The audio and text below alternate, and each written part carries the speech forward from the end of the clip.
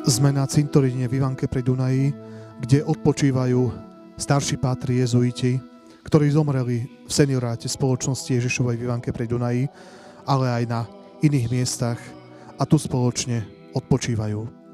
Sú tu ich hroby a je tu aj spoločný pomník s ich menami.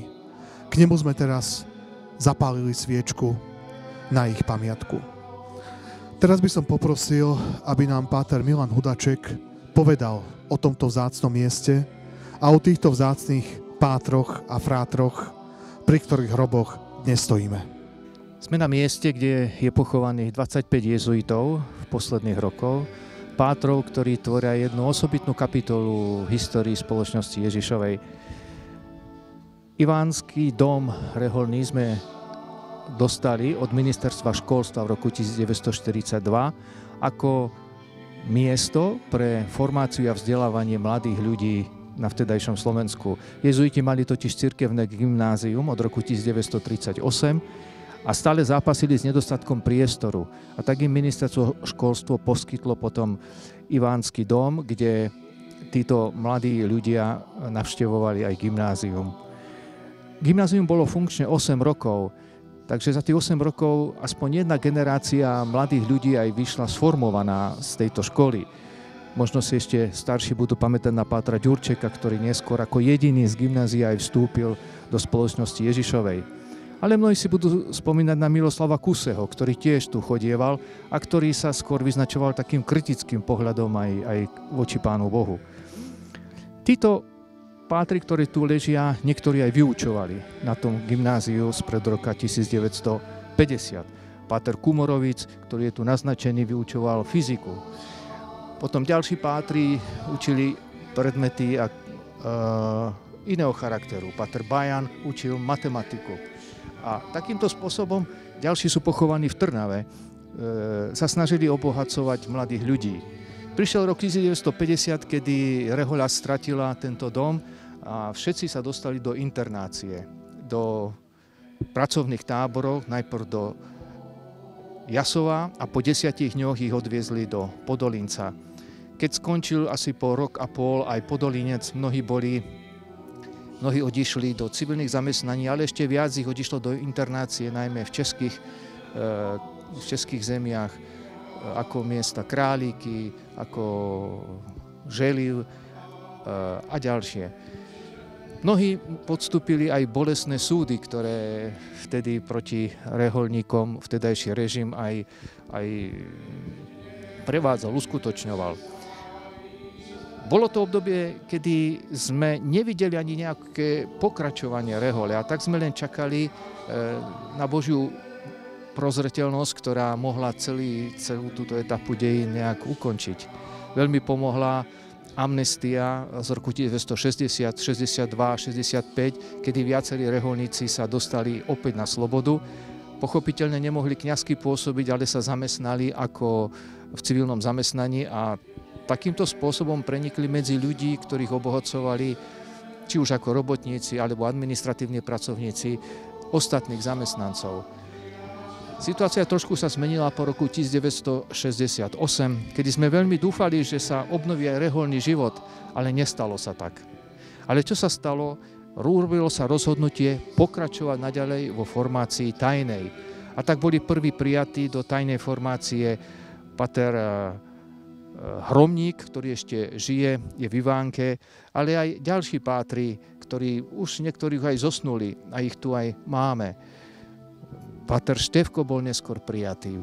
Potom bol prijatý páter Šatúra František, to je z tých mladších, páter Jozef Kyselica, páter Jozef Karľa. Prešli tajnou formáciou a rozšírili rady spoločnosti Ježišovej. Konečne aj ja som bol v tom období prijatý do spoločnosti Ježišovej. Ja tak vďačím Pánu Bohu, že sa mohlo uskutočniť aj takouto formou formovanie nás samotných. Po roku 1989, kedy rehoľa sa uchádzala o vrátenie reholnú v Ivánke, napokon sme ho po 3 rokoch aj dostali a mohli sme tu zriadiť seniorát ako dom pre starších kňazov, ktorí sú už na odpočinku zaslúženom odpočinku. Prvým predstaveným v tomto dome bol páter Janko Michal, ktorý aj je prvý v zozname zomrelých a je pochovaný tu od 2001. Ďalší pátri, ktorí formovali často aj žiakov, vyučovali náboženstvo, takým neúnavným učiteľom náboženstva tajným spôsobom bol fráter Michal Mlčuch, ktorého mnohí bratislavčania aj poznajú, keďže viacero tried a ročníkov absolvoval počas rokov normalizácie práve v takejto aktívnej službe. Fráter Jozef Tajcán mu veľmi pomáhal a keďže bol zamestnaný vo Figare, vždycky nás obdarovával aj nejakou sladkosťou, ktorou si doniesol práve z výroby. Mnohí pátri odišli v týchto ťažkých rokoch aj do emigrácie, kde sa zišla aj celá komunita a v roku 1965 vznikla aj slovenská provincia v zahraničí so sídlom v Galte v Kanade.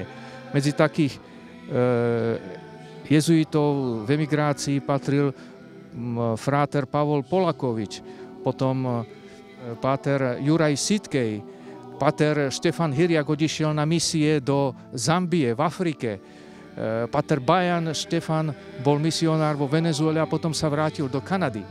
A napokon sa títo vrátili aj sem na Slovensko a dožili svoje roky v Ivánke a tak sú pochovaní tu.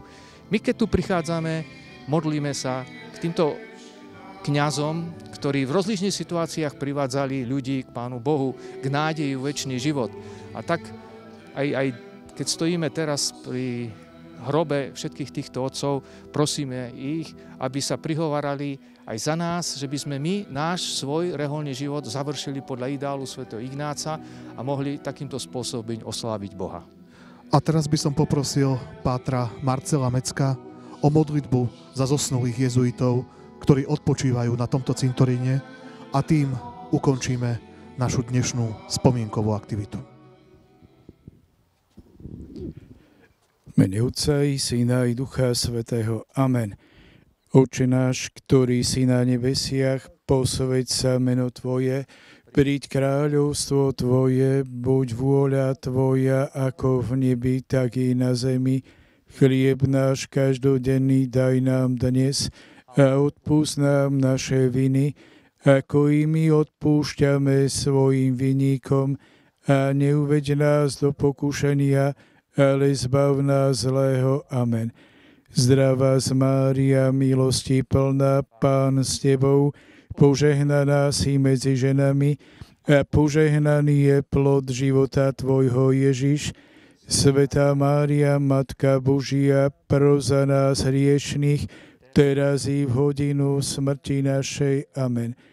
Odpočinutie večné daj našim spolubratom, pátrom i frátrom, Pane, a svetlo večné nech svieti, nech odpočívajú v pokoji. Amen. Sláva Otcu i Synu i Duchu Svätému. Ako bolo na počiatku, tak nech je i teraz, i vždycky, i na veky vekov. Amen. Mene Otca i Syna i Ducha Svätého. Amen.